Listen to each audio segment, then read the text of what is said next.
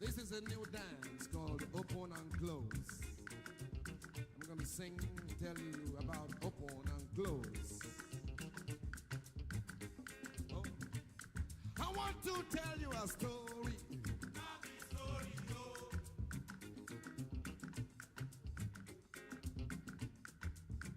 I beg.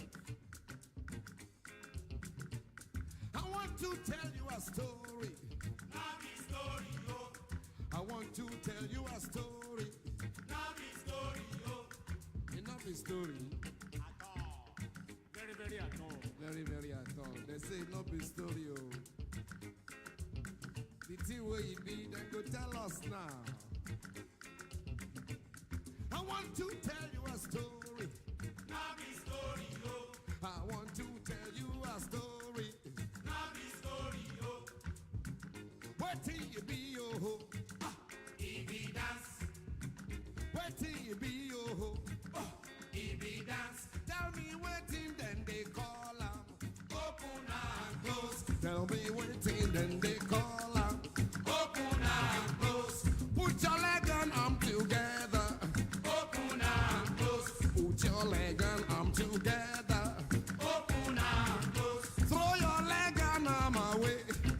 open and close, Throw your leg and arm away. open and close, Bend your hands like black man. open and close, Bend your hands like black man. open and close, Open and close. open and close, open and close,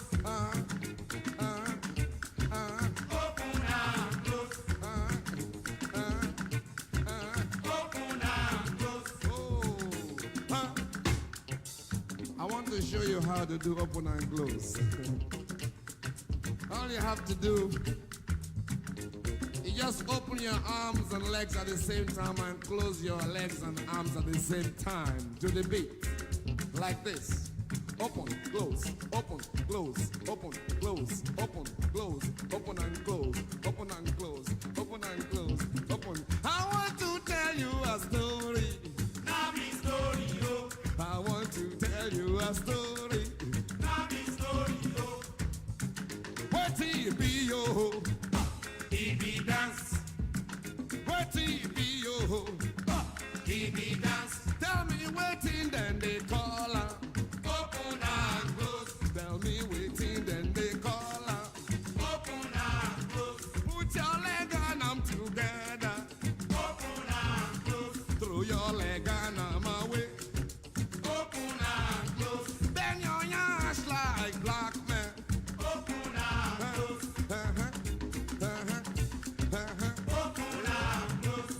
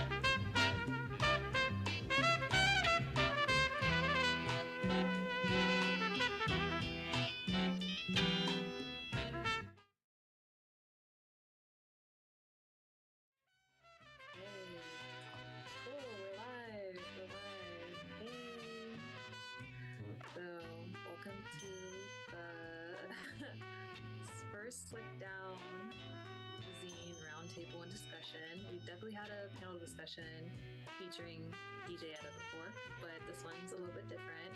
It kind of goes into our zines combination code. And even before that, I want to introduce myself and the collective and get into introductions of each of the writers. So to everyone in the YouTube chat and into the world, my name is Love Higher. I am a DJ and producer living in New Jersey and in between Ohio, and I am part of Slick Down, which is a all-Black collective with myself, Wahala.Wave, and Solar System, and our goal is to continue the Black Sonic tradition and education workshops, parties, and also label releases to promote and uplift Black DJs and also other DJs of color that have the same like-minded mission of like building a world that considers everyone as free and in terms of like the opportunities of like creation and life. And the combination code is our first zine featuring a myriad of essays, both personal, theoretical, and historical, from different writers from across like the United States and also the UK. And the theme and concept kind of comes from this like duality of an answer and how there's a lot more nuance within history, within time, within geography, within ourselves, and how do we explore that within Black music, especially Black electronic music.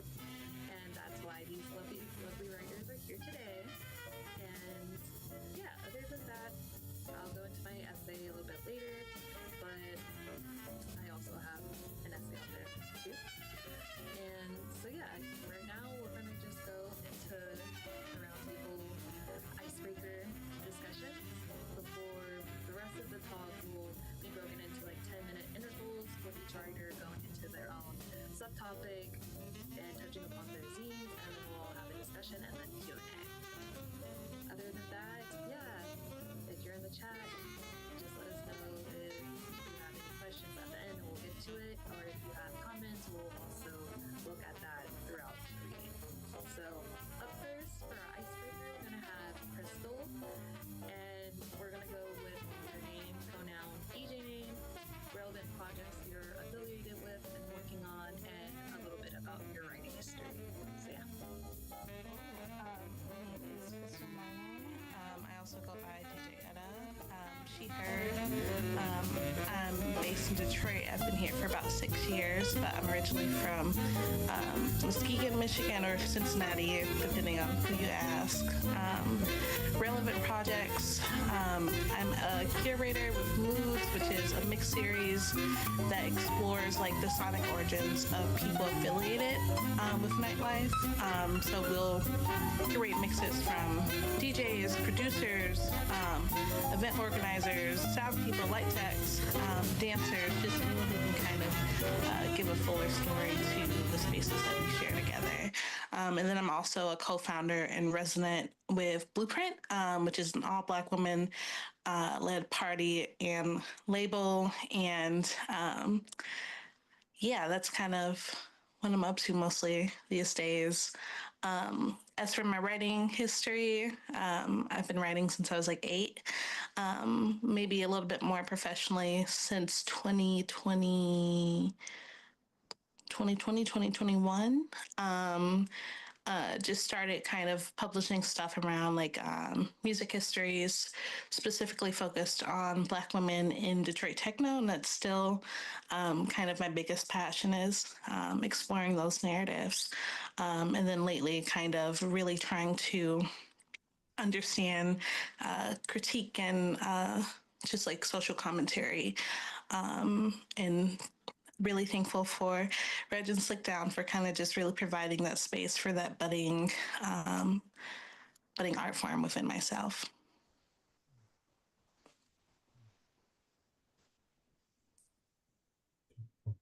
Thank you, Crystal. Up next, we have Ryan.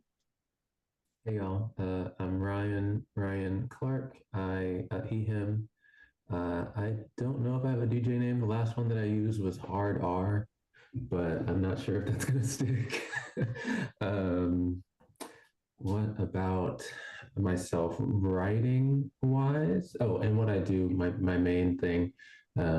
I'm a geologist as well as being a sort of playing a musical role in an organizational role in curating and co-editing and being the director of the educational programming for Dweller Electronics, which is a Black techno festival that takes place annually in Brooklyn. We're taking a year off where we highlight, foster, present Black electronic acts. And we have a publishing arm or a blog on our website where we're still taking pitches. So please contact us. Website is, maybe I'll post it in the YouTube. But yeah, and where did writing begin for me? Maybe writing like Dragon Ball Z power levels as a kid, if I have to be perfectly honest. But initially, I just was always excited about writing stories that kind of helped me think through my own life, my own situation, and imagination. That was the easiest way to tap into imagination for me as a kid. And it's only been until recently that I've really began to stretch that muscle. I was a very academic mind for a while in geology, and in the past 3 years of moving to ethnomusicology and kind of blending the two together, it's brought a lot of energy and excitement for sharing what I know in different ways. So I'll leave it there, and I'm really happy to be here, and I can't wait to listen and share what I hold. Cool. Okay. Now we have Robbie. Hi, everyone. My name is Robbie Dozier. My pronouns are he, him, they, them. My background, I've been I would consider myself a writer most of my life. I just grew up, I'm an only child, and I was just an avid reader growing up. That was kind of like just a big part of my life for up until today. But I also went to school for writing. And up until recently, I was working full-time in media. I've worked in magazines and also in public radio and podcasting, mostly working on nonfiction and documentaries about culture and technology and kind of where they intersect, and how technology and the internet are shaping culture and how we digest culture. Up until recently, I've gotten more. I started a residency with 8 Ball Radio. Coincidentally, the name of the show that I am producing is called Hard R with Rhino Clarke. I just started that at the beginning of this year, and that's been like a fun new challenge. I recently started a party series called Raw Forums.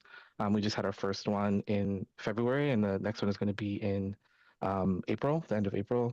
I'm excited for that new adventure. And yeah, I'm excited to be here. I'm like Slickdown's biggest fan.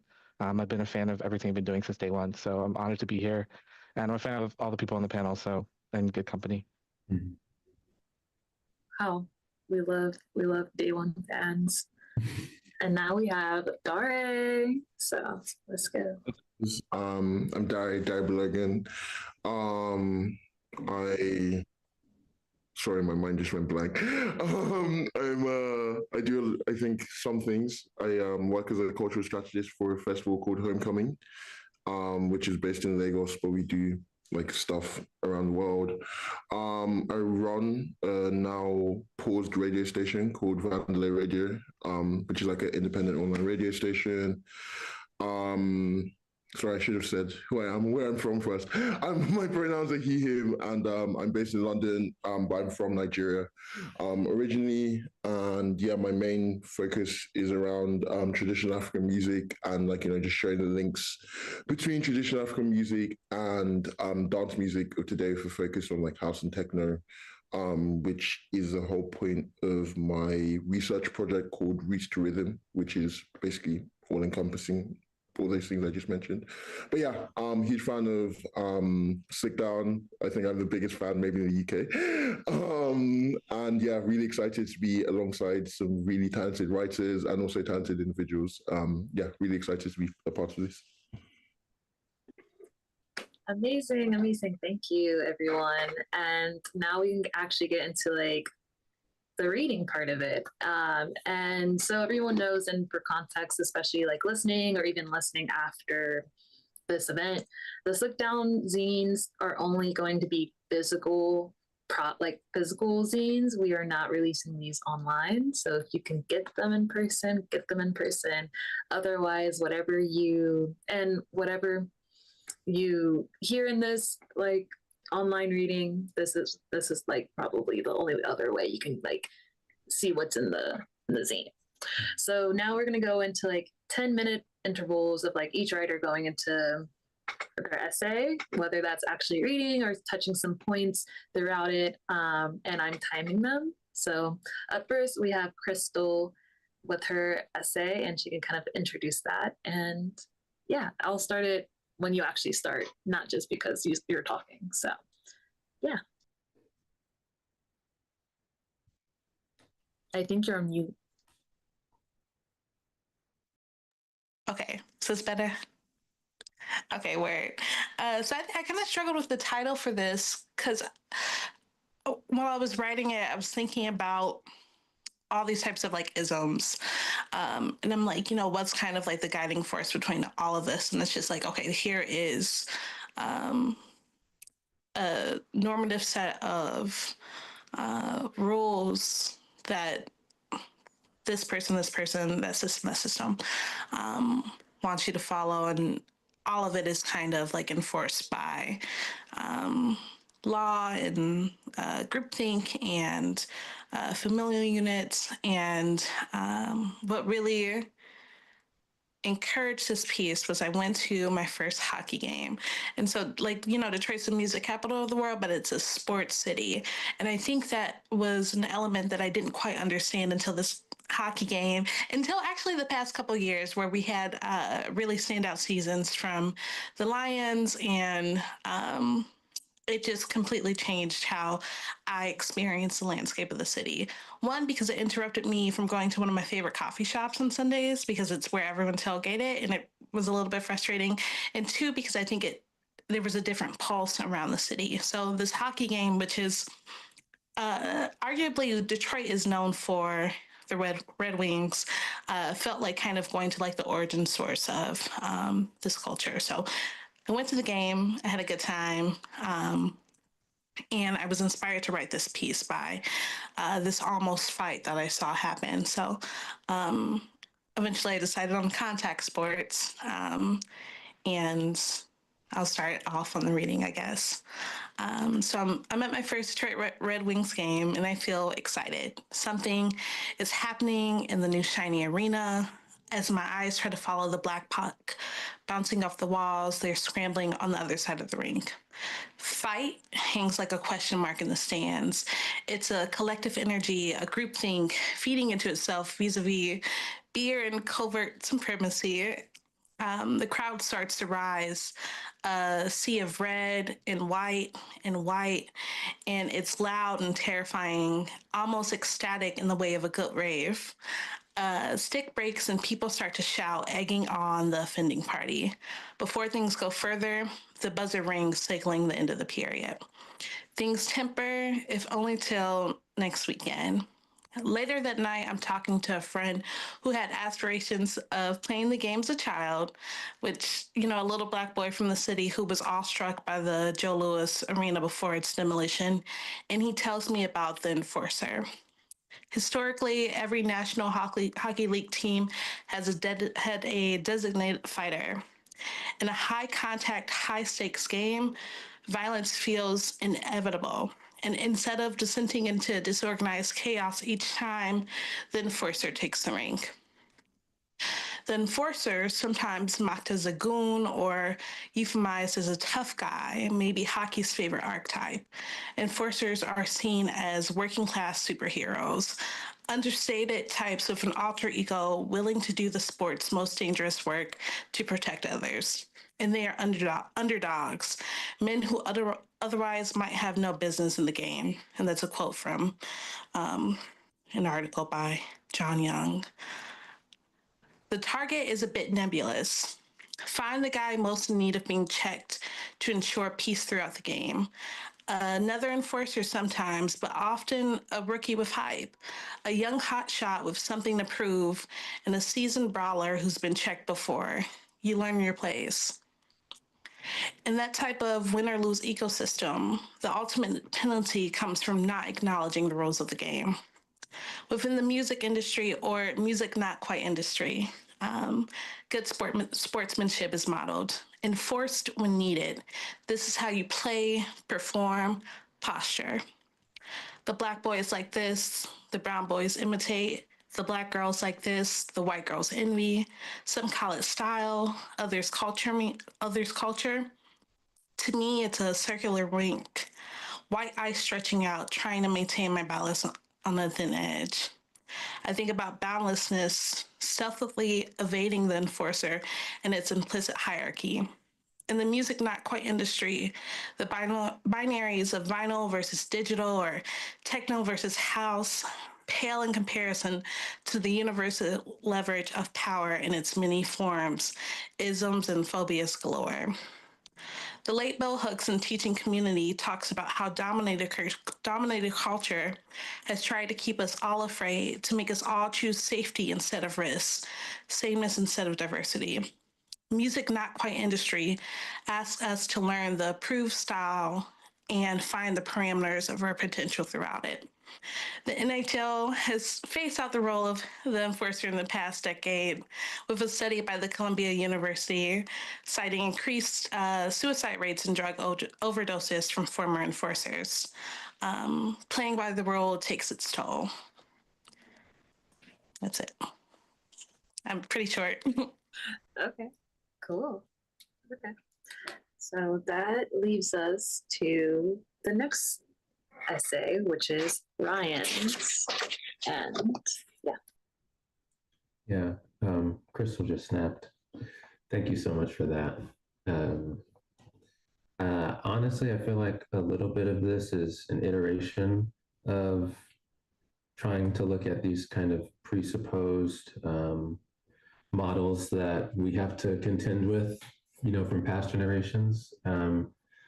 The name came up for me, Dreaming of Another Time, around the same time when Claude Young retired from being a DJ, and reflecting on, many of that kind of generation's comments on how, it's not like how it used to be, or, the DJ kind of only cares about themselves and it's not about the music anymore. I'm not trying to put a light on him. I think it's really more indicative of a certain intergenerational symptom of leaving the baggage of what, that generation has caused for the next generation, where they kind of get to disassociate or, put their own actions in their own sort of, kind of what they built up for us to kind of collapse within, and then say it's our fault when we just kind of just got here. And then thinking about myself as a man trying to engage in this dynamic and wanting to not iterate on those ideas. So in a way, I'd like for this writing to almost be a prayer to myself, maybe those that might posture themselves in the scene as a character in the community, like as a role. Okay, so it's called Dreaming of Another Time, or simply Keep Chauvinist Capitalist Abusers Out of Techno. And I'll start with 3 guiding quotes, the last guiding quote being a song, which I'll just play for all of us. It's just about a minute long. First quote's from Jeff Mills. I do not view techno as music of the future. I think it's a device that we can use to think about it. And if we think enough about it, we might want to materialize those ideas. The next one is from science fiction writer Ursula K. Le Guin. If, however, one avoids the linear, progressive, times-killing arrow mode of the techno-heroic and redefines technology and science as primarily cultural carrier bags rather than weapon of domination, One pleasant side effect is that science fiction can be seen as a far less rigid, narrow field, not necessarily Promethean or apocalyptic at all, and in fact, less a mythological one than a realistic one. And now we'll listen to Interlock by Glass Domain, aka Gerald Donald, 1991.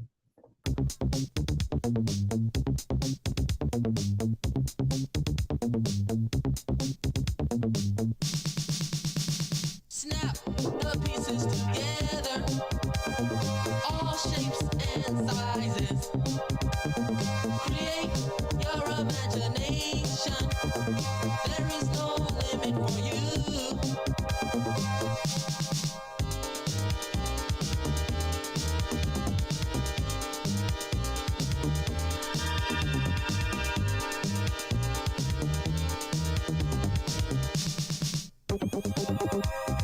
Lego blocks, Lego blocks.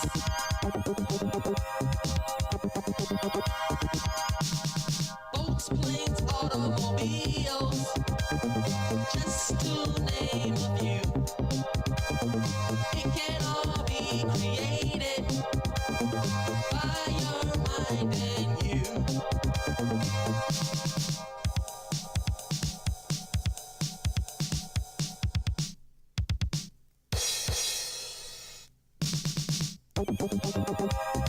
Lego blocks, Lego blocks.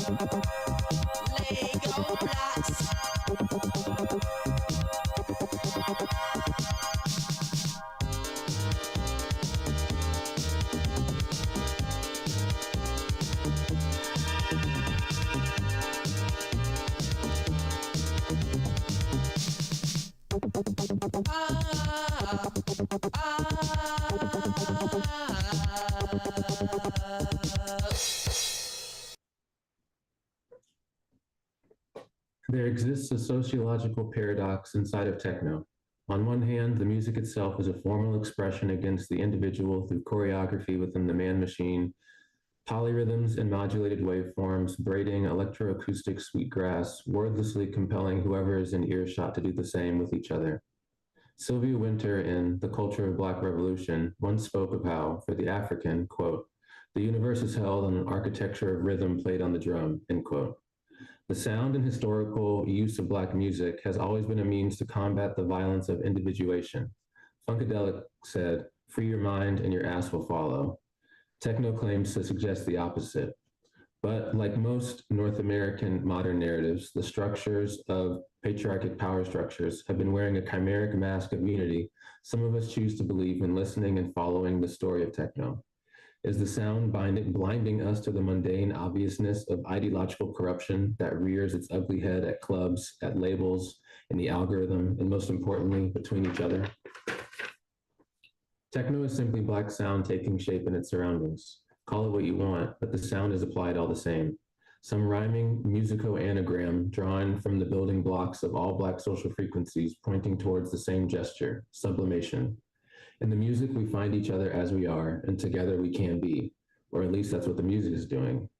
As time goes on, I lose my faith in the practitioners reproducing this tradition of sound culture, as they've seemingly all but succumbed to the allure of appearance, attention, and pure financialization in what has its foundations in collective survival, joy, and sense-making. My belief in music lies in the potential of its structures.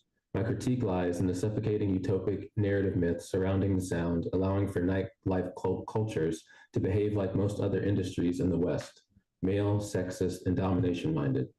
I refuse to let go of my desire of the values of sublimation and dance music to reach its true manifestation and being complicit in collapsing socioeconomic epistemes and hegemony in the Black community. But behind the dreamy song titles and sick flyers lies the reification of the very same power structures we're looking to deprogram ourselves of through this idea of the underground. The underground has its roots in worlds much older than the one we know. The term is a child of the metaphysical threshold held between cycles of day and night reflected in the Congo cosmogram. As the sun falls, the boundary between the physical and spiritual becomes more porous, more permeable. Downstream of modernity continues to confuse our relationship to both time and the past. This latent ancestral field of possibility has been asymptotically extracted towards something more akin to day trading of clout and coin. There can be no underground when your money is as good here at night as it is in the day. How corporate are we moving as we strive for legitimacy? Black independent economic communities' proximity to state validation is mired in the ambitious disease of the American dream, a perversion of the singular identity, we are one in the sound, only to reaffirm the singular self through the narrative of the conqueror, I've made it. If you're so underground, where did you go? Who did you step on to get there? Thankfully, there's a framework we can apply to this situation. If techno is Black science fiction, then the carrier bag theory expressed through Ursula K. Le Guin might be an important reminder for those carrying the torch of the sound. Decentering the heroic character, the sword, the stick, the staff, and in turn, the narrative of the container, the jar, and the bag to better hold each other, the thing that holds something else. Heroes do not function well in bags or baskets. No, they require difference. The monomyth has always been just that. We need each other as we are each other. Techno verifies the opacity between us, the consent to not be a single being. Was the sword or basket invented first? Does this sound keep us together? If so, let's behave in the ways we believe the sound to. Can the culture be as techno as techno? If we're reprogramming ourselves at night, we must also recode technology's cultural insistence on linear, progressive stories of triumph. One that recontextualizes how we express our values of collectivity on its own merits and not the potential power or access held by its organizer. This is a system of echolocation, not cartography. We're looking for each other, not ownership. What can we learn from a sound that refuses the solo? Thank you. Cool. That was literally like almost 10 minutes. That was great. I love this reading so far. Now we'll head over to Robbie. So yeah. I'm just so honored to be on this lineup. This is like such brilliant people, and I appreciate your insights so much. So the essay that I wrote is called What Our Bodies Remember. And I did not come up with that until this was already like on its like fourth iteration, but it kind of feels like a culmination of a lot of thoughts I've been having over the past 2 years. I mentioned earlier that I would have been working in media for a couple of years. I'd worked across a lot of different parts of the industry, like in magazines and in radio and podcasting. And I kind of just been running up against this wall where I felt like I couldn't really express myself authentically in my just like creative vision or in my politics. And I just felt really suffocated by the industry. And I got laid off from my job in 2023, at the end of 2023. And it was like a blessing because I don't know if I would have had the power to like step away myself. But in the time since then, I've been kind of just trying to come back to myself in a more authentic and real way. And a big tool that has been helpful for me in that is been dancing and just being in the club and just being with people and listening to music and playing music. And so I guess with this essay, I was just trying to get at, it's definitely from a very personal perspective, but just the potential that we have in our own bodies, and that I think dance music and music in general can help us tap into that potential. And I think just where our country and the world is heading, I think we really need to be in our bodies right now and like actually experience reality, because I think reality is calling us to do that. And like, I think to move forward as a collective and as communities, I think we need to like be more present. And this has just been one tool to help me get there. So I'll just start reading. Sometimes I feel like I just have too much love to give. I'm a water sign, Scorpio stellium, I know. In all honesty, though, my love life is a mess. So instead of a man, I've been considering a pet, something to care for and something to be needed by. I grew up with lots of pets in my home: dogs, cats, fish, a snake, a turtle, a parrot, and a hamster. So I'm no stranger to the undertaking. With some thought, I realize I can't do a dog right now. They're too emotionally involved, and cats trigger my anxious attachment wounds. I thought about a fish or a reptile, but they're too aloof, and birds get way too intense. If you ever had a bird, like they're weird. For a moment, I landed on getting a hamster. My childhood hamster, Peanut, only lasted a few weeks before escaping his enclosure and dying behind my dresser.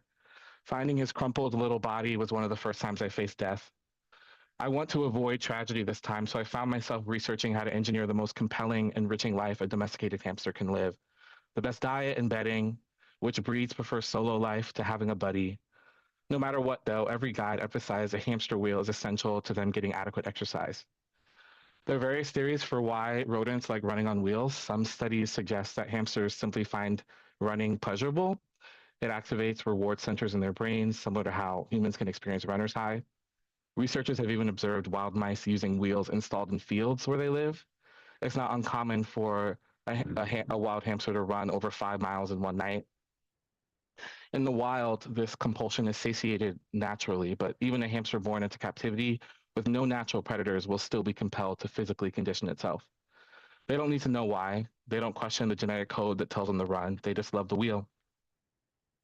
I often have a moment when I find myself on the dance floor way too late at night. What exactly has compelled me to perform this ritual again? Winding my body in a crowded, foggy, dark, but never dark enough room when I could be catching up on sleep.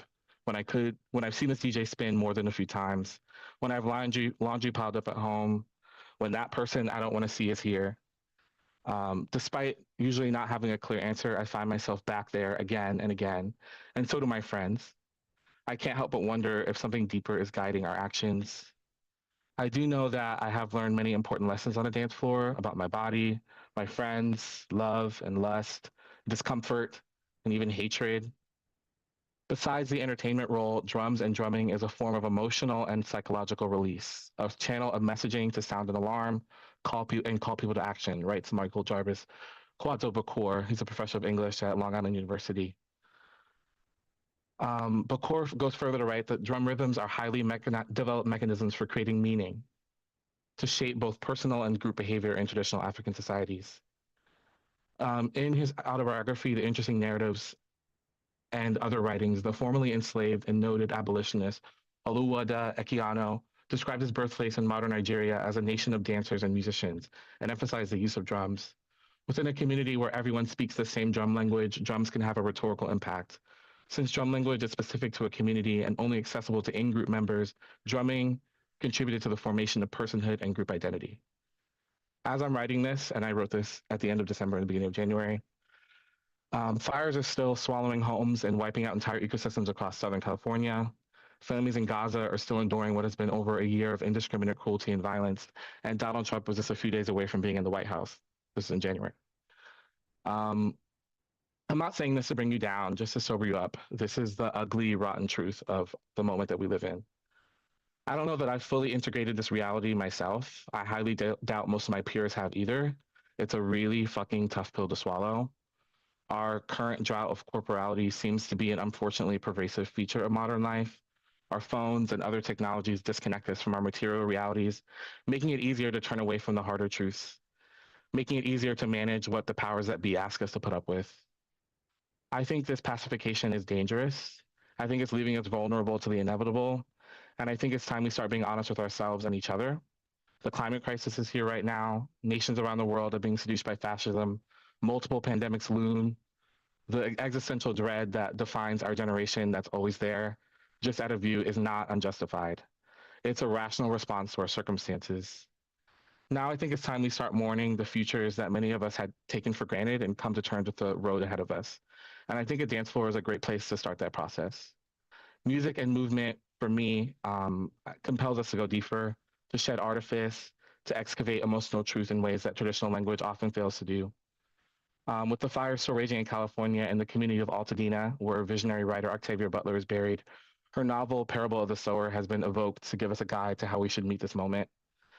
I think the biggest lesson to take from Lauren Olamina's path and Octavia Butler's work as a whole is not just the hope of persevering through a societal collapse, but also to dream of a better future. And I think the final and most crucial step of that is to do the work that it requires to actualize it. In the Sankofa principle, from drum to the digital, Abdul Al-Kilima argues that the drum is a technology that is foundational to Black culture, and it possesses a similar transformative capability, not unlike the digital technology that we use every day. Both are code-generating machines made by human beings in diverse forms, shapes, sizes, and color, he writes. Both are usually operated by human hands, and both are the basis for a type of literacy in communicating and performing cultural activities. In a collection of speeches by Amilcar Cabral, the anti-colonial leader from Guinea, who had roots in Cape Verde, Identity and Dignity in the Context of National Liberation Struggle, he discusses the need for Africans to return to the source of their own being in order to combat colonial efforts. What a gift it is that the drum, a technology that has persisted thousands of years, is still with us now and will be into the future. The same tool our ancestors have used for millennia to sustain community and carve out identity has survived the voyage into the new world and has proven to be a boundless well of creative life force that has produced cultural products that have changed the world. Like a hamster to a wheel, we can take for granted the benefit of a groove, what it facilitates, and how it nourishes us. Our ancestors have already shown their work, but how will we use it to meet what is certain to be a difficult path ahead of us? Thank you.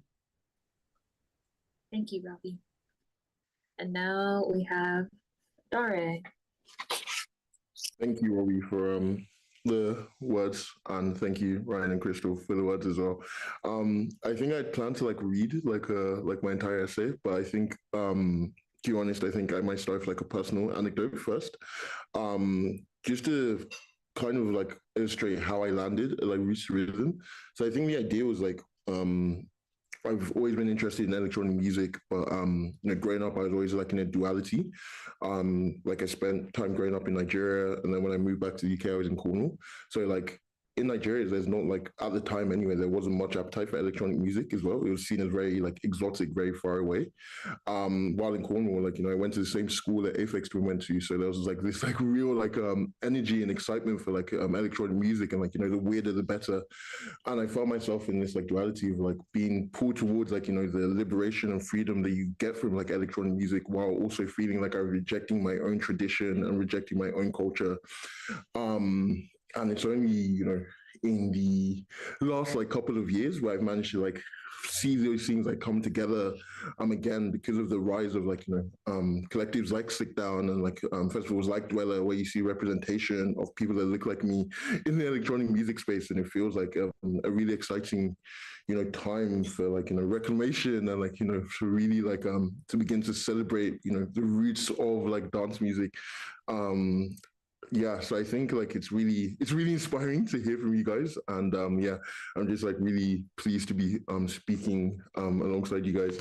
In terms of my essay, I mentioned before, the Roots to Rhythm is purely about the idea that dance music roots lie in traditional African music.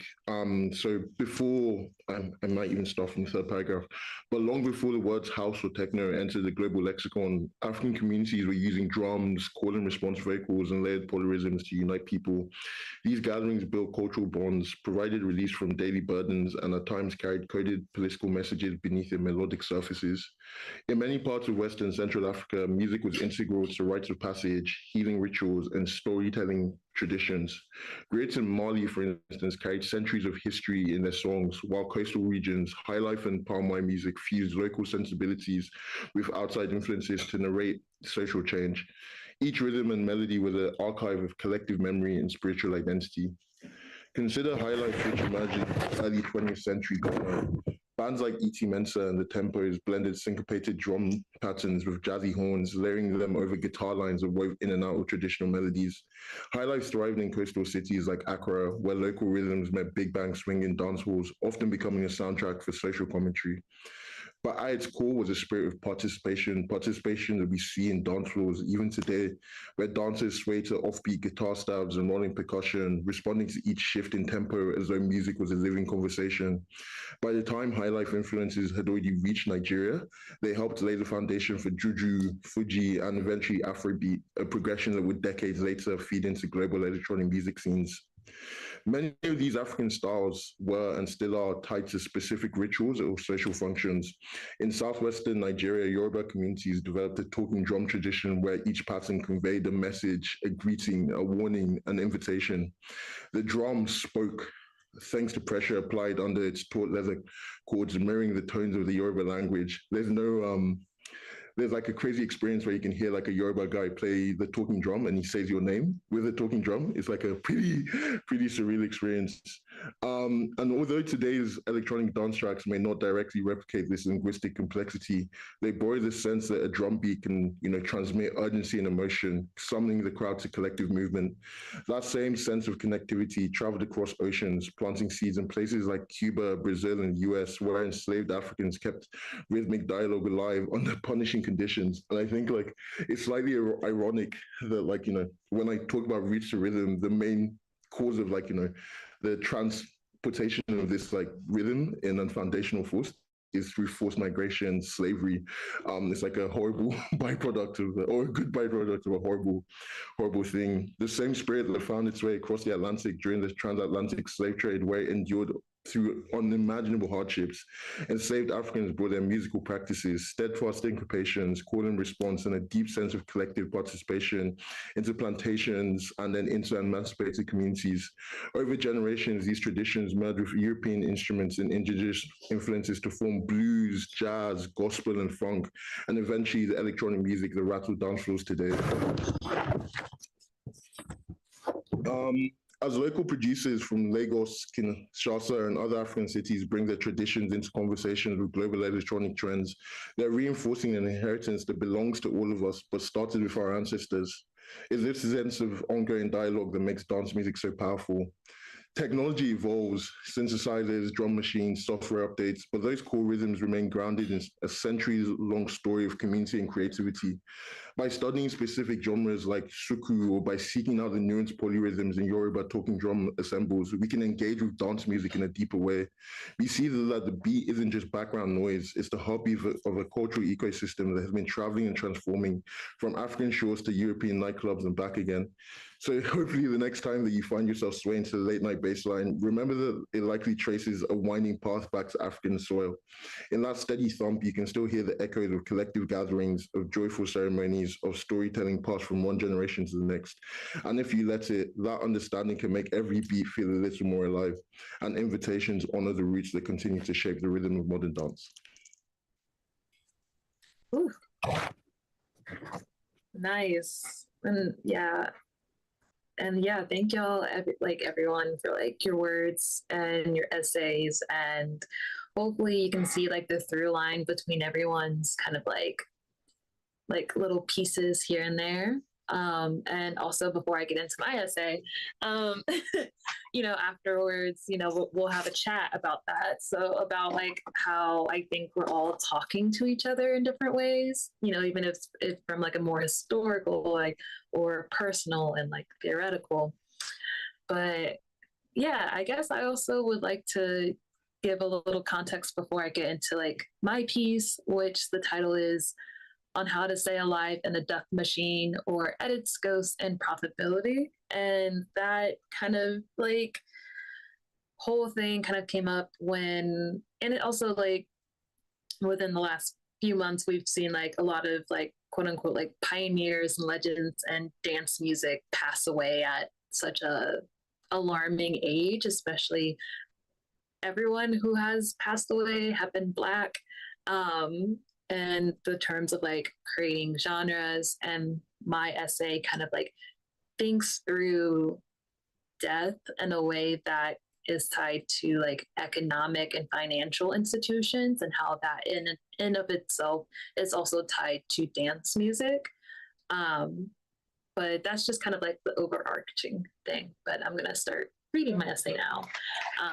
It's kind of melodramatic, so ignore that.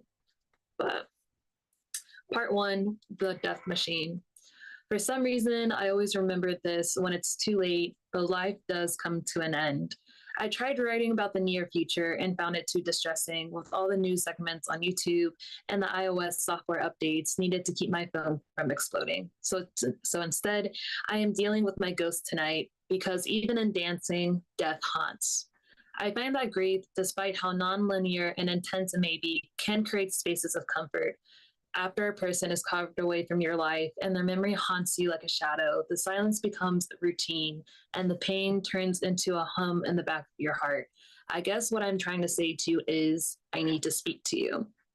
In our systems of racial capitalism, for example, the value system aided by financial and social institutions that hierarchize the life life based on anti-Black racism. Necropolitics is a force that has reared its ugly teeth in the past 4 or 5 years. And to explain, necropolitics, a term coined by Cameroon historian, professor, and political theorist Akile Mamembe, speaks to the system marked by the different ways killing and dying commences across an intricate global scale, exemplified by slavery, apartheid, the colonization of Palestine, and so forth. Although it can be pointed out clearly in the news or on your phone and in neighborhoods, necropolitic in art is enacted in a more subversive manner. And honestly, I don't want to bore you too much, so I do my best to explain. You see, another mutation in this theory of necropolitics is this idea of the war machine, and in which Memembe explains and similar to a formation of an army that is usually funded by the state. It usually the idea of an army is this complex system to dismantle political resistance against the current administration. So barring the same concepts of control, the war machine can utilize aspects of debt and financial bond to get its way.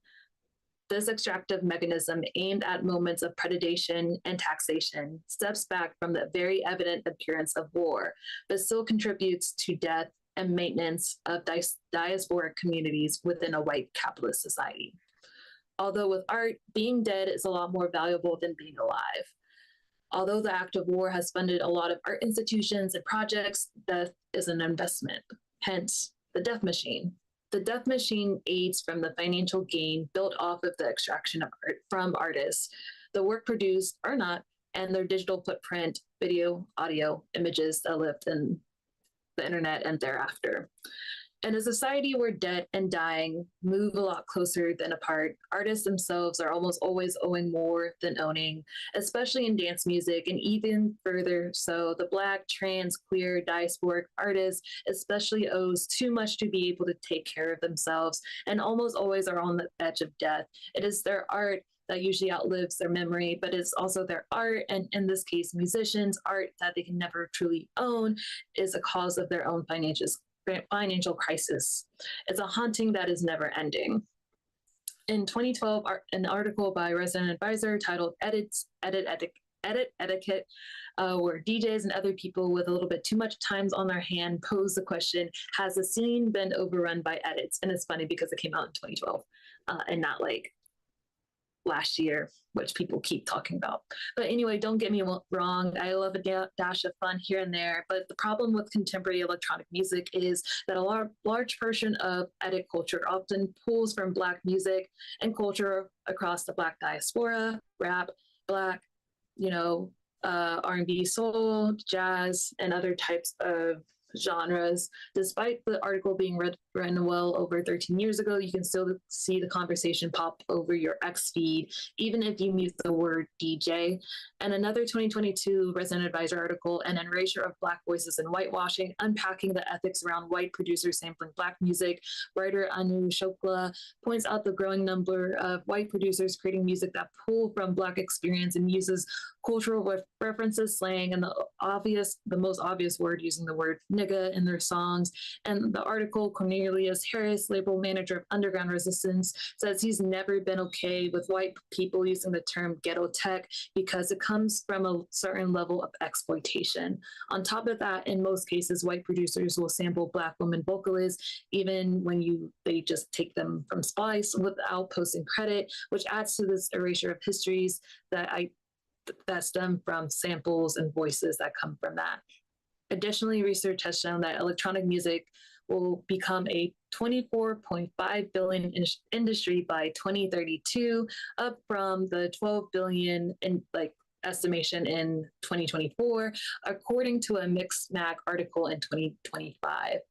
With the blurred lines between edit and original based music, which, to be honest, there shouldn't be a line, we can safely assume that the practice of edits will grow at an insane rate. Despite Black women vocalists being recognized in this, despite Black women vocalists still not being recognized in this day and age, some will never receive such credits. The production and sample culture in dance music is incredibly profitable. This is not only because of accelerationist theories believe, oh wait, sorry, I skipped some things. This is not only because of the financial gain it could bring, but the visibility it can provide if the track reaches a certain virality or acceptance by key gatekeepers. This issue is not only gendered, racialized, and pertaining solely to Black vocalists, but it also affects any and all communities of color that sit outside of music defined by Western and white audience. The connection between the death machine and music may lead you to believe that the exploitation is necessary to achieve success. I can assure you that it's not. Ghost. So essentially, I pulled this quote from this book by Dr. Christina Sharp, which her book is called In the Wake. I really recommend it. End quote, I am not interested in rescuing Black beings for the category of human, misunderstood as man, or for the language of development. Both of those languages and the material conditions that they reproduce continue to produce are fast and slow deaths. I am interested in the ways of seeing and imagining responses to the terror visited on Black life and the ways we inhabit it and are inhabited by it and refuse it. I'm interested in the ways we live in and despite that terror. So, end quote. Trust me, I know I'm going to die. I swear I'm not as depressed as this article I'm writing, but I'm, kind of sad. But that's what happens when your ghosts happen to be real. The death machines profits in the wake of our abandoned work in progress, the closure of clubs, DIY spaces, the backs of the OGs that happen always, most of the time, to be Black, who sometimes will never benefit from the culture they helped build. I'm sorry if I come off a bit intense, it's my Scorpio sun, but when the world is on fire and everyone is realizing that there may not be a way out, it kind of makes you think about everything. Acceleration theorists believe we'll have to go through the end of the world painfully, and to my addition to that, to make it out on the other side. Think, end of the world, but in a very, very bad way. A dear friend of mine in Ohio is obsessed with sound, asked on Instagram, is this world worth saving? And maybe the answer is yes, maybe it's no. There isn't a right or wrong choice. No matter what, we do have to survive against all odds, against the death machine, even if some of us are not deemed human or our music isn't music to white capitalist systems that are bleeding us dry. And it's okay if we never be accepted by the system. That shouldn't be our goal, nor should be our contention. Our work should center the people around us, building mutual aid funds, pressing against current institutions, crediting the history and music where it's due. We need to make sure we hold ourselves accountable in our boycotts or calls for help. There are no gods, there's no monsters, just us here in this night or day or the in-between. Survival isn't about succeeding, it is about living. And I do think we can and should learn from our ghosts. They're just a reminder of what was before, of the life that was lived. They once danced, once sang, once loved. It is on us to remember it is on us to remember all that we lost, and not only we carry it, but push forward life from the ashes. So yeah, that's my essay. Thank you. And yeah, that was kind of like a doozy. But now we're going to get into the roundtable discussions. And, I can moderate it, or we can all just kind of I feel like converse together, which I kind of would love to have. But yeah, let me know what y'all think. Or if anyone has comments and thoughts post reading.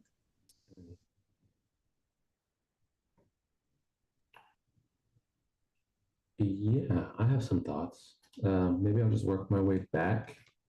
So, Reg, I'll start with yours, or Reg, I'll start with yours. I wrote down near the end this June Tyson quote.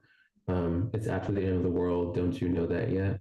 And this sort of understanding that, I'm not saying you're carrying this notion, but this understanding that, we're walking towards a cliff's edge that we're sort of collectively going under. And what I'm feeling right now in this moment is already how we're sort of in various places of the world. And I think the end of the world or apocalypses happen through locality.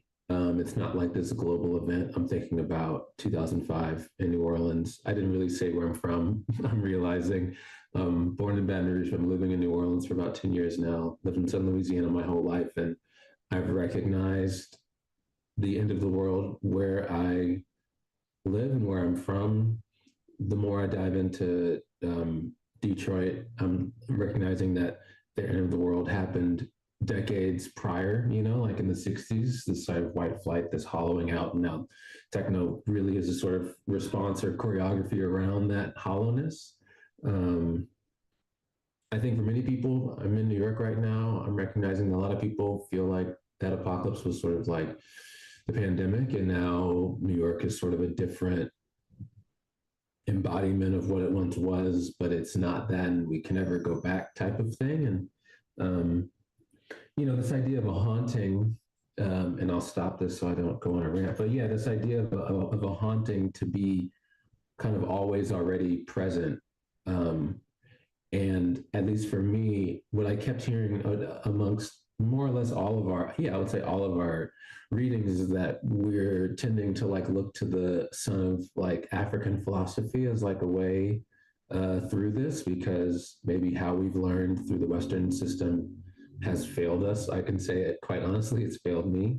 And so the idea of a haunting being something that is tangible, and it's not something in the past to come back because the past is already available to us in the ways that, Sankofa is a bit of a, I can't think of the word, not an allegory, but a concept for us to go back and get it. That's more of a spatial thing than a temporal thing. So I too am interested in necropolitics.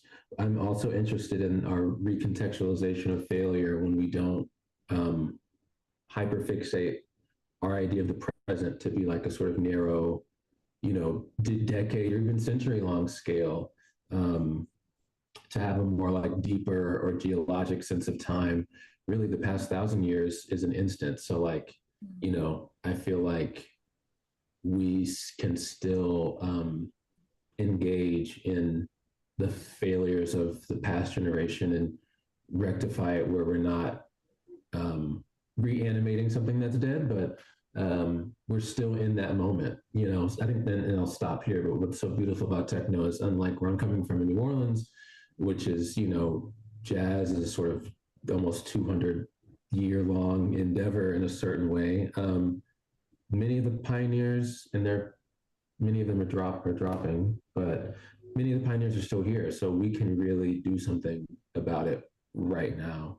And I'd like to think that in a way, this is what this is. Anyway, those are my thoughts from yours. Yeah, I think there's also like this connection, also like in a way, also Dare's essay is like a form of haunting, just like the haunting of the drum. I don't know, but it's not haunting in like the literal sense of like the connection, like what, like you said, Ryan, and like mine being like present, but like it's also like this, it's haunting also in the way that like you're dancing, but like you said, the next time you're dancing, like the story goes so much deeper.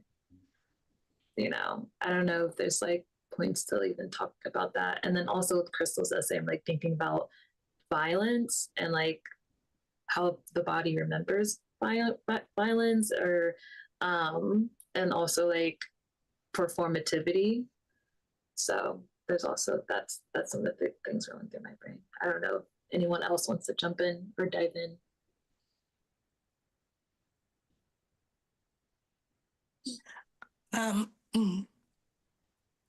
First, I want to say to Robbie, justice for Peanut. Like, I really felt that. And I'm just going to kind of get a little bit away from what we're saying, but come back to it, hopefully.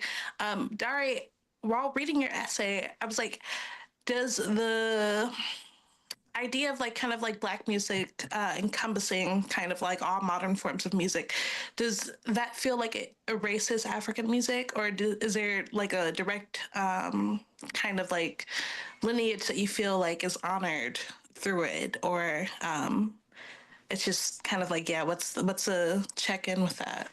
Yeah, I think like post 2020, like obviously there was like the idea of like there was so much discourse around like reclaiming dance music black roots. I kept seeing this thing where it's like, oh, dance music black roots, dance music black roots. But I just hate the lack of specificity with like the word black, you know?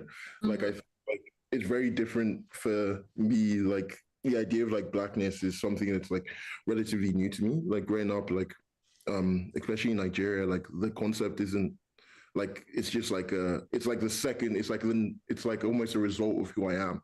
Like I'm not like black, I'm Nigerian and I'm black because I'm Nigerian. So I think like the idea of like blackness was like seeing that really like not necessarily confused me, but I just wanted more, you know. I just wanted more context, more understanding. And it was weird. Like I was waiting in New York, and I went to Secondhand Records, and I was talking to the guy that runs it. I've forgotten his name, Fatigue, and I was just telling him about like, oh, I wanted to do a party, and I wanted it to predominantly focus on African music, which to me were like, you know, High Life and like, you know, Makosa and Saku. And he said something that was so striking to me. He said like, oh, but like, isn't all music African, you know? And like, you know, even for me, I'd always like, you know, seen it as like this very like contained box, and like from what you're told, like, you know, it's like people playing the congas and like, you know, the djembe and the talking drums and stuff.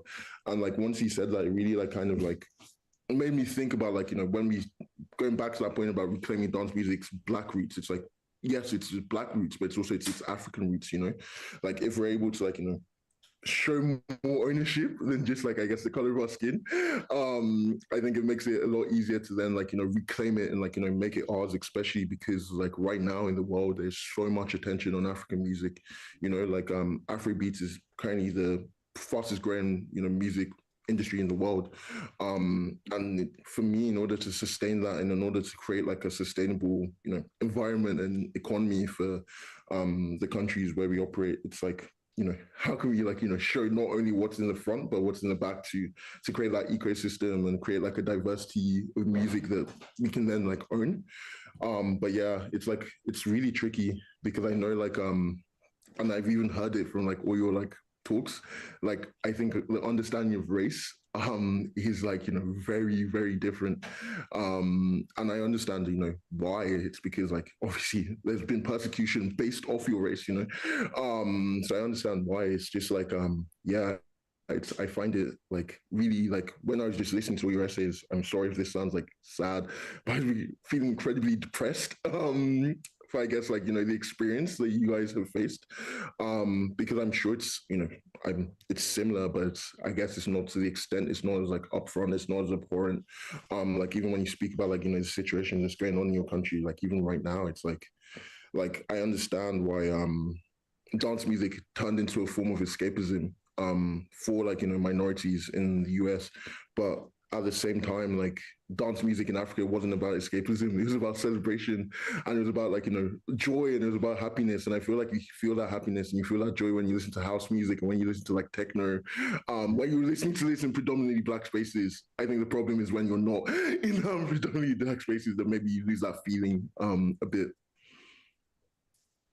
Yeah, and I kind of agree. And it's interesting because, you know, Crystal and I coming from like the Midwest background and stuff, like I think it's both like this idea of escapism, but also um like I think the way also like coming into like dance music too is just like this is the only thing we have not we have left, but it is kind of like how like it's so interesting because it's like you can kind of make something new. Also, I saw Robbie, you unmuted. Were you gonna say something too? Yeah, I think Daria makes a lot of good points. I think it was an idea that I was trying to tap into with my essay. The way that I kind of came to dance music, I don't know if I mentioned before, I'm from New York. I'm fourth generation from Harlem, and I come from a long line of club heads. Like my grandma was a dancer. She danced at Studio 54. My mom spent a lot of her young adult years and honestly into my younger years in the club, and a lot of her like closer friendships were people that she met through the nightlife scene in New York City. And I think for me, the idea of what dance music was kind of the scoring of like community, like the background noise for what my mom came up in the lesbian nightlife scene that was a lot bigger in New York City in the 90s and early 2000s than it is now. And like she always talked about music being like just the score of like her life and her relationships. And um, I think that's how I see it for myself and for the people that I'm closest to as well. But I think, yeah, I think what I wanted to try and capture with this, what I was writing was just like that, like these art forms that have persisted, like serve as a function, and kind of what you were saying, that like music is not necessarily a tool for escapism, but also for like joy, connection, community. Um, and for me, like personally, it's been like a great tool to just get back into my body and just to be present in the surroundings that I'm at and with the people that I'm with. And I think it's like has a lot of power and potential to like serve a lot of different functions. So. I feel like I really loved your essay, Robbie, and I'm thinking about the way Ryan talked about like the localities of how we're all writing and what we're writing it for, and just like the analogy of being a hamster in the wheel, living in New York. Because it's funny, whenever the New York homies come and visit me, they're like, "Wow, I love your slow-paced way of life." I'm like, I literally felt that was in the trailer. I was like, damn, oh, I freaking breathe. it's like I guess I'm just a hamster frolicking in the field, I guess. But yeah, I love it. I, I want to bring in, just because Dari was talking about the differences between how dance music is understood due to the kind of like the phenomena of diaspora, and like what we need from a music that we can't explicitly communicate with. I was really sitting with the idea of the talking drum and hearing your name through it kind of being a profound thing, and the sort of impossibility that Black diaspora like has to engage with that, you know, like, yes, this is something that I know, but like it's trying to call a name I don't know or I can't hear. And so then you get like maybe really interested in the tradition of encoding, even though you may not know exactly what you're saying, but there's like a feeling there. And then how do you like re-signify yourself, your community, your people back into a drum whose name, you know, you can't hear anymore. And then I just want to share a little bit about the difference, at least for me, from a geological sense when I was thinking about this, how the difference between like weathering and erosion when it comes to like a rock. And so basically erosion inherently involves movement or transport. And so if rock's being broken down, and I'm thinking about, you know, Africa kind of being like a source rock for all of us. Some of us get caught up in the erosion through the triangle trade, and it takes us elsewhere, and we kind of reconstitute these little particles. But as weathering happens in place, and so although, you know, colonialism happened to all of us, the ways that it happened to all of us, or where it took us or didn't take us, is something that we are trying to contend with. And so, like I was saying in the paper, it feels like Black dance music, explicitly in techno, but just in general, American, I'll say African-American Black dance music or diasporic dance music often feels like echolocation, like it's trying to call you in somewhere. And so it's less about, well, we want to celebrate, but first we're lost. Like first I got to find you in this room, and then we can come together. And as opposed to what it sounds like your experience is with the music, which is like, yeah, we know we're here, let's celebrate. And so it's not necessarily, for me, it's not necessarily like and I'm not saying you're saying this either, but like a binary between like the lost and found, or the joy and suffering. But we're sort of existing in a sort of like lost reality, and now the idea is to kind of like imagine a reality that we can then live in, that we can then do something with. It feels like we're really starting not from scratch, but from like a different, I don't know, piece of paper. The metaphor died at the end, but yeah, I kind of agree. And also I like what the idea of naming something, and also Dari did speak to this. And also I think like in Robbie's essay, like you talked about it earlier, like you're trying to get to this, but I think it's like the importance of making sure we are legibly like saying where and what this music is. And I think some of the problems I have with electronic, you know, dance music is that they try to I think history tries to rename and try to shape like who is at the center, and then also recategorize oftentimes Black or and definitely like other like communities of color music to like fit a sort of product. And I think that's like such a big problem. And I think like there's a problem also with this idea of legibility. And you know, other people can jump in after this, just because legibility also goes into like the social media things, which is like that's what I work in. But outside of that, how far do you stretch into visibility? And it can go into like your analogy of weathering, like Ryan, like this idea of like the storm, the rain, like getting like lost. And you know, we have like this really important moment in dance music where content is so entrenched with making with dance music. And also like it even ties into Crystal this way, because like I still think about like the style, the performativity, like you know, the people trying to copy one another, especially like copying Black people, and like this is like what the Black girls like to dance to, like what like this problem of legibility also like extends to like appropriation, like and thinking about like how far do we let it go. And also like I think if we can also name and talk about like Africa at the center of dance music and house music and techno being connected to Africa, and stating that as like a continued and real fact, you know, I think that also will make a lot of white people uncomfortable, because it's like sometimes people like to separate things so then they don't have to like feel attuned to like, oh, this is like a real like quote unquote like Black or real like race thing. A lot of people try to like make dance music like it's not a part of like a racial topic. So yeah, that's like some thoughts, but like this idea of like legibility, of naming, of categorization, and also like this idea of performance and like feeling in the body. And like I think how we all kind of like feel that like even on the dance floor, or even talking to promoters, or just like ourselves as DJs and like organizers and stuff.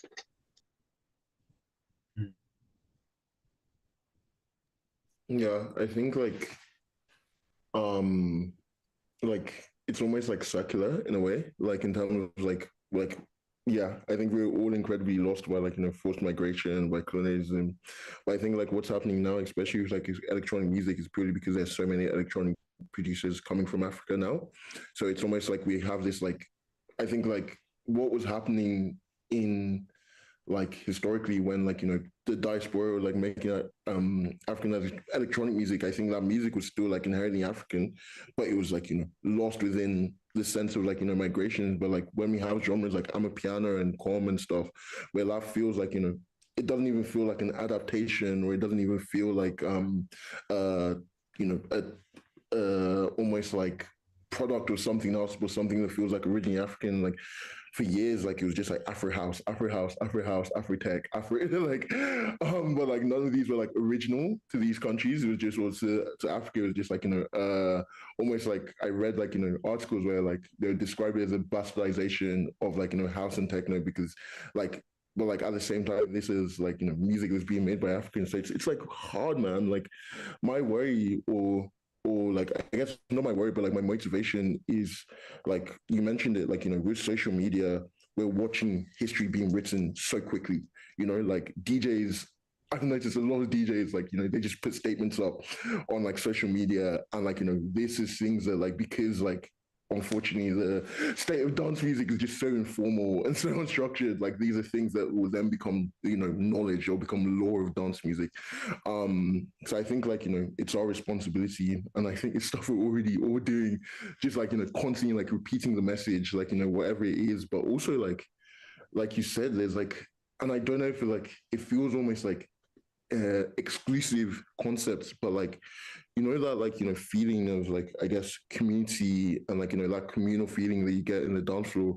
It feels like, you know, it's only like, and maybe I'm speaking like, you know, solely for myself, but it's only when it's like I'm around people that look like me, or at least share the same experience as me, like I get that feeling. Like, you know, I'm in clubs where like the music is like, in your music I love, but I've never felt that way, because like, you know, the crowd are just like, you know, completely so I think it's like, it's so amazing. And I don't want to like, sound like a slick down like propaganda like artist, but like, like it's just so amazing to see like, things like Slick Down and things like Dweller, because we don't have that in the UK at all. Like, this is something that we're only really seeing now with like, black led like dance music collectives and black led like, because like it's like it feels so obvious, because like dance music is black and dance music is African. It feels like you shouldn't even need to say this, but like, yeah, like it's just like it's super weird. My hope is now that like we're seeing this representation, there can just be more connection between like us and the continent, and the people who are actually doing like amazing things in Africa as well. I don't know how much time we have. Yeah, we have a few minutes. I wonder if like Crystal and Robbie want to jump in on anything too, because I know y'all been listening. I mean, I'm just absorbing. I'm really honored to be part of this discussion. Yeah, I think I maybe want to end with this. I'm like hopeful because of like all the work that you've been doing. I mean, like some of the most profound experiences I've had have been at Dweller. Like Dweller last year at Basement, like in that little hallway with all these black people in a place that is like so starkly white most of the time. Like it does give me hope that like we're rewriting, we are writing what history will remember as what dance music is and its origins, and who are the pioneers of it. So ultimately, after this discussion and just like hearing what all we have to say, I'm hopeful for the future. Yeah, I think I'm just thinking about accelerationist and read this article, and I'm like, okay, the world is ending, and then after that, we'll make a new one. I agree. And yeah, I also had like really great kind of like life experiences at Dweller. And I wrote for Dweller, my first article being that of like the expressionist of like techno, and like there's always that feeling that music has. And I think it even talked like when Dari brought up like, and even like the echolocation, like you're always being drawn, you always are trying to go back to the source in some way. And I think like without Dweller, I don't think Slick Down would be here. I'm 100% sure. So I think like yeah, this idea of like this circular feedback and how important, and hopefully, and it also like with Blueprint in Detroit, like being like Black women, femme led, like all these like initiatives, and hopefully we can have like more of a platform and infrastructure and more voice that it can inspire people in like other places. And hopefully our goal to even with Slick Down, like, connect outside of like even New York or wherever we are.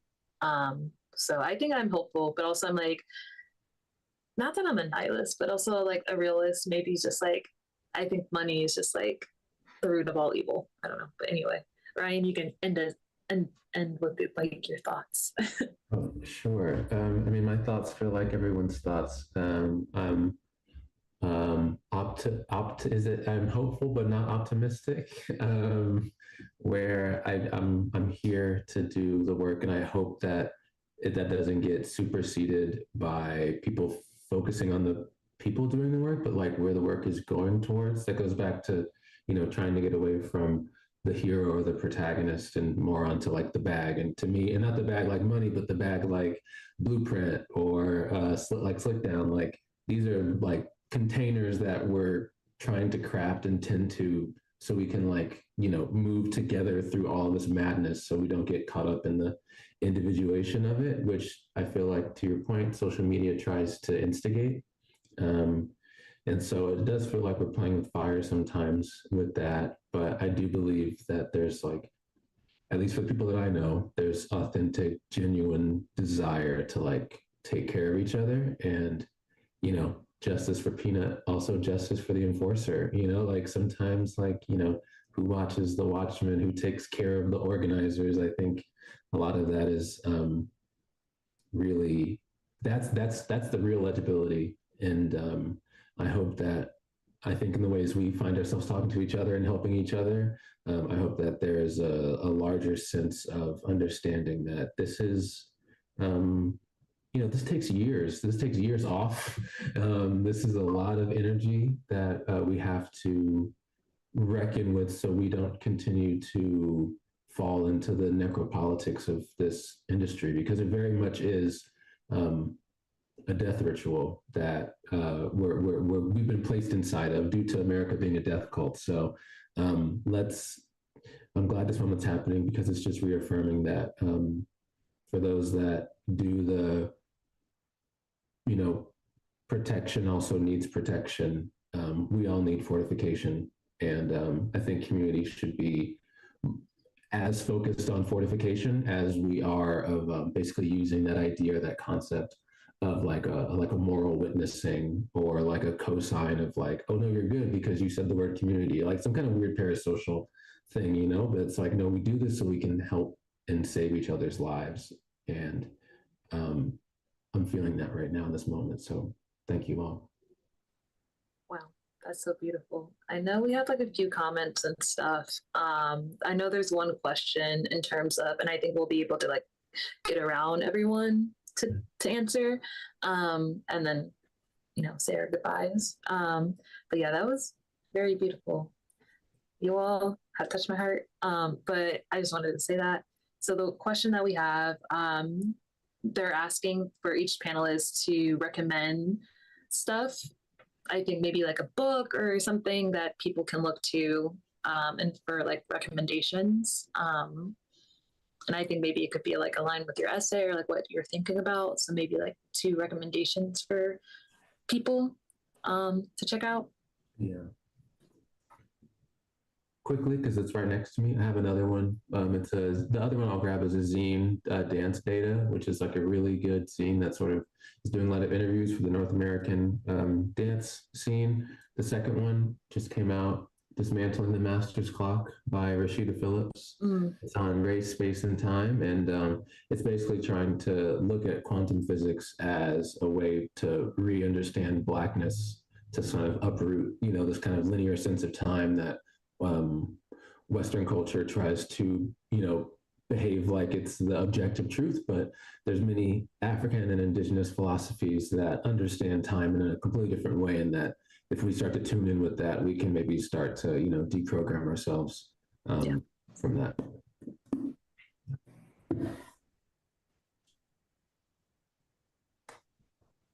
I'm just going off the top of my head because I hadn't thought about this before, but one book that is not about music at all, but I think kind of gets at what we've been talking about, and specifically Ryan has been talking about time.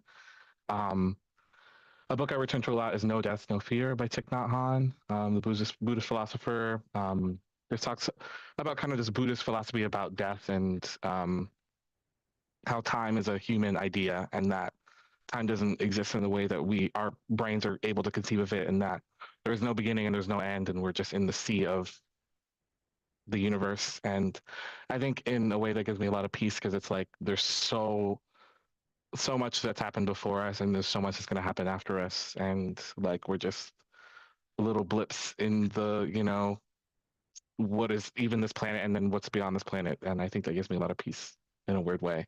And not a book, but something I return to a lot. Sun Ra is one of my artist heroes, and I like to visit a lot. Space is the Place, the film, just because it's such like a just singular vision of an artist, and I think that like we all have the capacity to like create something like that. And it takes a lot of work and a lot of like self-belief and a lot of conviction, but like we're all capable of it, and that just inspires me.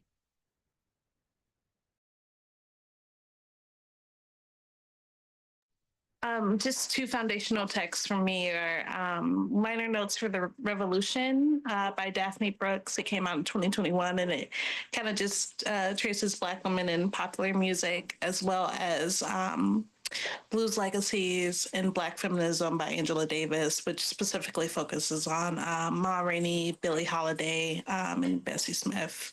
I think that all of my philosophies I've probably been able to like narrow it down to like narratives from women who've come before me. And I think every time I return to either of these, I'm like, okay, this is a new way to make sense of the world.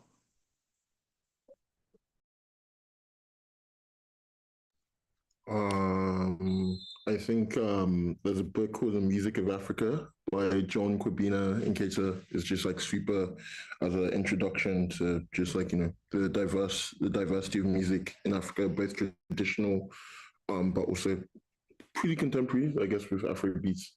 And then I guess a documentary called like Hypernormalization. I don't know if you guys know Adam Curtis over in the US. But yeah, Adam Curtis is this like he's like yeah, just watch Hypernormalization. You realize like the world is ended, but it's okay. Like you just have to like go through it. But yeah, it's a really good documentary kind of explaining why we're fucked. So yeah, definitely give it a watch. Yeah. Mine are like two texts, one of them being like a essay on efflux, and it's like I always return it to it because it's like so deep. It's called Self-Destruction as Insurrection, or How to Lift the Earth Above All That Has Died by Irmgard Emmanuel Hans. And there's like a poem I want to read by Muhammad Darwish titled The Speech of the Red Indian. So yeah, it's like the poem is like, soon you'll raise your world over ours, blazing a trail from our graveyards to a satellite. This is the Iron Age, distilled from a lump of coal, champagne bubbling for the mighty. There are dead and there are colonies. There are dead, there are bulldozers. There are dead, there are hospitals.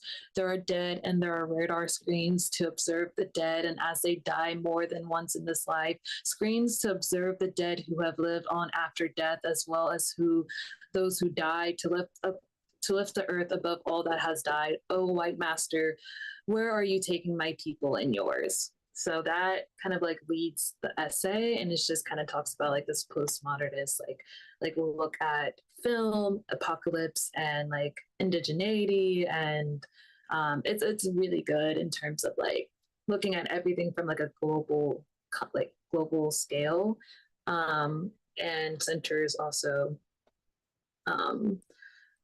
just like yeah, the colonial structures that I think that saying like what Dara said, we're fucked. And then another one that I kind of like will was also in my essays, which I already have, is this Christina Sharp and The Wake. This book legitimately changed my life. It's like literally highlighted, written in. It's very deep, impactful. It's written beautifully. It's also written very empathetically. I think sometimes as people who are writers or academics take things out of context or as objectification. But yeah, she writes in an empathetic way that kind of like the first time I read it, I cried because it was that powerful. And it just talks about this like connection between like the Black diaspora, like the ways that like weather and like the afterlife of slavery, like how we're living like in this like moment after or during this transatlantic slave trade has impacted us all. Whatever, I can't talk, but yeah. So that's it. But I kind of don't think we can keep going. But yeah. Other than that, there's a lot of comments, just like really nice comments of people saying like they really appreciate the work that everyone has mentioned, and also like your words and essay and your time, and people really feel seen. So I guess that's kind of like the first and last question, unless y'all have like another question. But I kind of like feel good about the way we ended the conversation and reading about this like hope and move towards collaboration and accountability and futurisms. So thank y'all for taking this like hour and a half to speak with me, and for writing in the zine. We'll be sure to send that out to you. And for everyone watching this and Slick Down people, you know where to find these writers. Follow them. They're all amazing people. And yeah, hopefully we all can like be in space and do this in person, or like continue this like this this important conversation. I think that sometimes even like Resident Advisor, DJ Mag, you know, I think they've only hit the surface, and I think this is like just important to keep doing. So yeah.